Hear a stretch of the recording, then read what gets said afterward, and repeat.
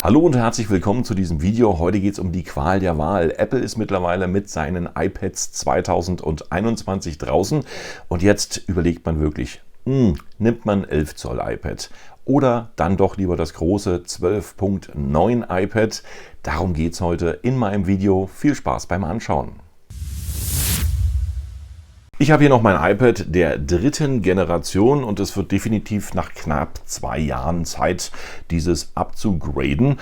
Und ich habe wirklich in den letzten Jahren viel damit gemacht, vom Musikmixen bis zum Videoschnitt, über Tonbearbeitung, YouTube, Facebook. Ich meine, ihr kennt das alles, es sieht ein bisschen größer aus im iPad und ist natürlich auch schöner als direkt auf dem Smartphone. So, als Langzeit-Review kann ich sagen, dieses iPad und wahrscheinlich auch das jetzige iPad, das wird so sein, dass es wirklich so 1,5 Jahre richtig gut arbeitet und danach kommt dann langsam der Akku. Also bei mir ist es dann so, dass jetzt so nach 1,7 Jahren der Akku ungefähr 70% der 100%, die vorher da waren, ungefähr erledigt.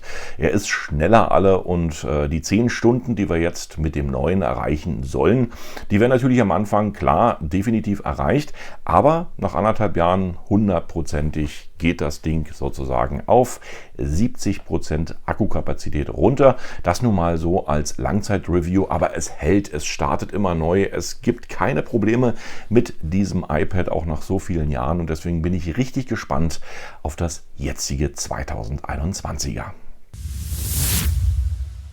Es ist natürlich total einfach zu sagen, ja, ich hole mir jetzt ein neues 12.9 iPad im Jahr 2021, dann ist die Welt schön. Aber ich habe festgestellt im Laufe der Zeit, dass dieses iPad Pro natürlich super ist, wenn du zu Hause auf der Couch bist, wenn du im Bett arbeiten möchtest und an festen Orten bist, ist das immer die ideale Größe, um zu arbeiten. Nur halt ein Problem wird es dann unterwegs, denn unterwegs finde ich es doch schon relativ groß, oder wenn du es einfach mal halten möchtest, eine Weile in der Hand, ist es umständlich, also einhändig kannst du das nicht mehr bedienen. Warum ich überhaupt upgrade, ist einfach der Grund, dass Apple jetzt den neuen M1-Chip in dieses wunderbare iPad verbaut hat. Und damit ist natürlich hier ein Wunderwerk der Technik geschaffen worden.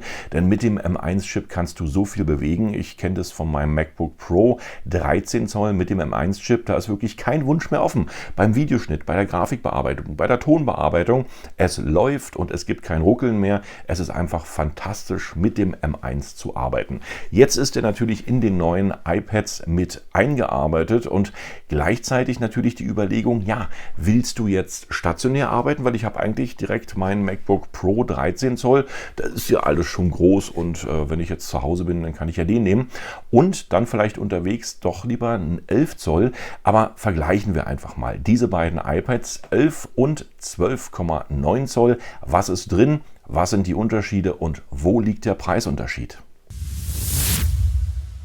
Kommen wir als erstes zu den Gemeinsamkeiten, und beide haben natürlich schon, wie gesagt, den Apple M1-Chip verbaut und eine RAM-Option von bis zu 16 GB Arbeitsspeicher. Im Vergleich zum Vorgängermodell waren es 6 GB, jetzt kann man hier bis zu 16 GB Arbeitsspeicher aufrüsten. 5G ist neu mit dabei, es gibt sie beide in der Ausstattung, entweder 5G und Wi-Fi oder halt nur Wi-Fi. Vom Design unterscheiden die sich kaum, die haben beide ein gleiches Design, die Face ID ist mit dabei. Audio gibt es hier mit 4 Lautsprechern. Der Smart Connector für den Apple Pencil ist vorhanden. Neu natürlich der Thunderbolt USB 4 Anschluss, an dem man so viele schöne Sachen anschließen kann, aber dazu später. Die Farben Silber und Space Grau, und gleichzeitig kann man die beiden iPads mit bis zu 2 Terabyte Festplattenspeicher ausrüsten.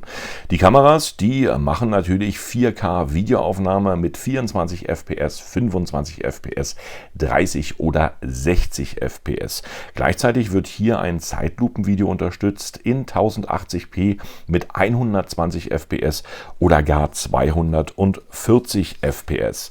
Die aufgenommenen Videoformate ist der HEVC-Modus und gleichzeitig natürlich noch der H264-Codec, und gleichzeitig sind natürlich das iPad Pro 12,9 oder auch das iPad 11 Zoll auf der Rückseite mit einer 12-Megapixel-Kamera ausgestattet. Und ja, im vorderen Bereich hat sich auch ein bisschen was geändert, denn hier kommt eine Ultraweitkamera zum Einsatz, die natürlich auch gleichzeitig noch Personen tracken kann. Zweifach optischer Zoom ist in den Kameras verbaut und 5-facher Digitalzoom. Bei den Mikrofonen sind 5 Mikrofone in Studioqualität für Anrufe, Video- und Audioaufnahmen verbaut. Sensoren, klar, Face ID, der LiDAR-Scanner ist natürlich wieder mit dabei. Der Beschleunigungssensor, das Barometer und der Umgebungslichtsensor ebenfalls wieder mit vorhanden. Vom Akkubetrieb sind beide Modelle von Apple mit bis zu 10 Stunden angegeben und das finde ich natürlich ein bisschen wenig, weil 10 Stunden ist nicht viel. In den MacBooks Pro, da ist natürlich dann die Akkulaufzeit deutlich höher. Mal gucken, vielleicht kommt ja noch ein Update oder ein Stromsparmodus, aber gut, 10 Stunden, wir brauchen uns nicht beschweren, ist natürlich auch noch richtig super Zeit für diese beiden iPads. Kommen wir jetzt mal zu den Unterschieden. Und das iPad 11 Zoll Pro, das kommt mit 247,6 mm mal 178,5 mm, ist 5,9 mm dick und wiegt 466 Gramm. Dagegen das 12,9 iPad Pro mit 280,6 mal 214,9 mm. Gleichzeitig ist das natürlich 6,4 mm dick und 682 Gramm schwer.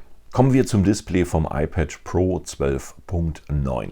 Hier ist die Auflösung 2732 x 2048 und wir kommen natürlich mit dem niegelnagelneuen Mini-LED-Display auf eine Bildhelligkeit von 1000 Nits. Im HDR-Modus sind das sogar noch 1600 Nits, aber der interessiert uns nicht allzu doll. Wir gehen mal von den 1000 Nits aus im normalen Modus und das ist schon eine Bildhelligkeit. Wow, würde ich da sagen. Also wer echt Helligkeit braucht und draußen arbeitet, der kann natürlich nur dieses helle Display bevorzugen. Aber wer einfach zu Hause sitzt bzw. in geschlossenen Räumen sein iPad benutzen möchte, der ist natürlich auch mit dem wunderbaren Display des iPad 11 Zoll ideal ausgestattet. Kommen wir mal zum wichtigsten Punkt und das ist natürlich der Preis. Das iPad 11 Pro wird angeboten in der Basisversion für 879 € und das iPad 12.9 kommt hier daher zum Preis von 1199 €. Jetzt müsst ihr natürlich Folgendes wissen: Wenn ihr euer iPad 11 oder 12.9 bestellt, bis zu 512 GB Festplattenspeicher, habt ihr automatisch immer 8 GB Arbeitsspeicher verbaut. Habt ihr 1 TB oder 2 TB Festplattenspeicher, dann sind automatisch 16 GB Arbeitsspeicher verbaut und da wird der eine oder andere wahrscheinlich auch nochmal überlegen, 8 GB oder 16 GB, aber beim Apple M1 kannst du wirklich mit 8 GB Arbeitsspeicher, ich kenne das hier von meinem Apple MacBook Pro 13 Zoll, so viel anrichten. Also 16 GB ist dann vielleicht schon so für die Zukunft, naja, eine kleine Luxusmöglichkeit, das mit in das iPad mit reinzunehmen. Aber es muss nicht sein, also 8 GB Arbeitsspeicher reichen hier vollkommen aus. Ist aber interessant zu wissen, dass du wirklich ab 1 TB wirklich nur 16 GB Arbeitsspeicher verbaut bekommst. Für alle, die mit LumaFusion, der Videosoftware für das iPad Pro, arbeiten, eine schöne Nachricht, denn LumaFusion hat jetzt angekündigt, in der neuesten Softwareversion den Videoschnitt mit externen Festplatten zu realisieren. Das heißt, wenn du ein 256 GB großes iPad kaufst, kannst du natürlich deinen Festplattenspeicher erweitern durch externe Festplatten und kannst gleich von diesen aus schneiden. Eine wunderbare Funktion fürs neue iPad Pro. Mein Fazit: Als erstes müsst ihr natürlich wissen, dass am Anfang nicht alle Apps definitiv auf eurem neuen iPad 11 oder 12.9 laufen werden. Hier ist es immer so, dass die Hersteller der Apps bzw. auch Apple sich so auf ein Level einstimmen müssen und das dauert in der Regel immer so 2 Monate. Mein MacBook Pro 13 Zoll, da war es genauso. Da hat es ungefähr 2 Monate gedauert, bis wirklich alles perfekt auf dem neuen M1 lief. Wer da ganz sicher gehen möchte, der wartet bis zum Ende des Sommers mit seiner iPad-Bestellung. Da ist dann wirklich wahrscheinlich wieder alles in Butter. Software und Hardware arbeiten gemeinsam.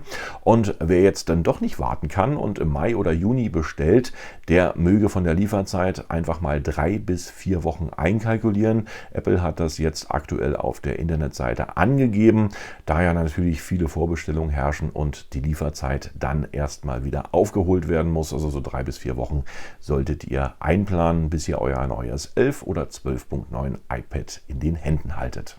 Jetzt von meiner Entscheidung her ist es natürlich so, dass das 11 Zoll mir persönlich besser liegen würde, weil es einfach kleiner und geräumiger und transportabler ist. Wenn man unterwegs ist, ist das hundertprozentig besser und man kann es mit einer Hand halten, und das 12,9er, das ist immer mit einer Hand relativ schwer zu halten, ist auch 200 Gramm schwerer als das 11er.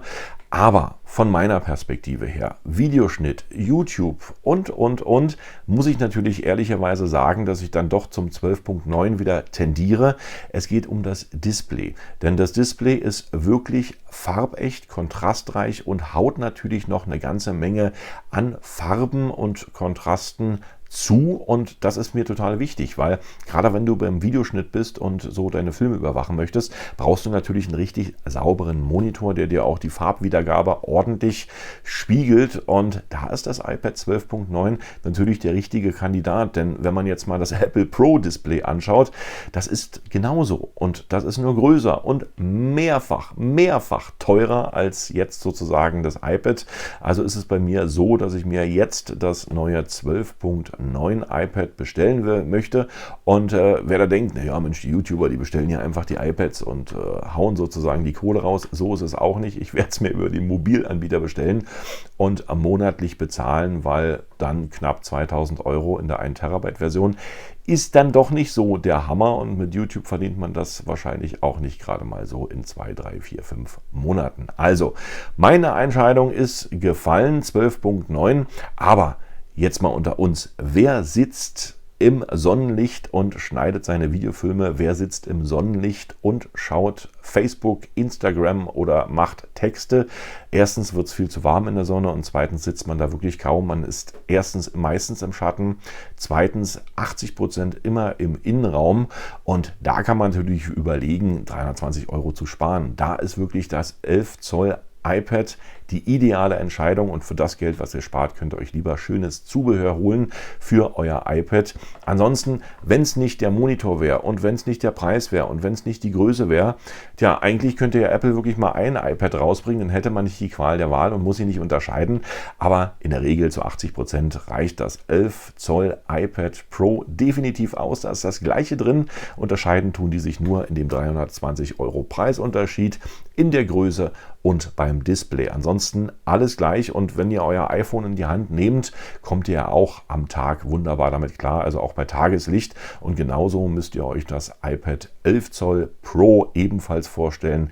Da gibt es keine großen Unterschiede. Noch heller wird es natürlich mit dem 12.9, und zum Videoschnitt, zur Grafikbearbeitung und vielen anderen professionellen Dingen immer iPad 12.9 wegen dem Display. Das haben die echt gut gemacht da bei Apple. Ansonsten reicht das 11 Zoll. Damit vielen Dank fürs Anschauen. Ich hoffe, ich konnte euch ein bisschen weiterhelfen bei der Entscheidung. Sehr gern bis zum nächsten Video, und wenn ihr möchtet, ein Like, ein Abo oder ein Kommentar wäre super. Bis dann und bis zum nächsten Video.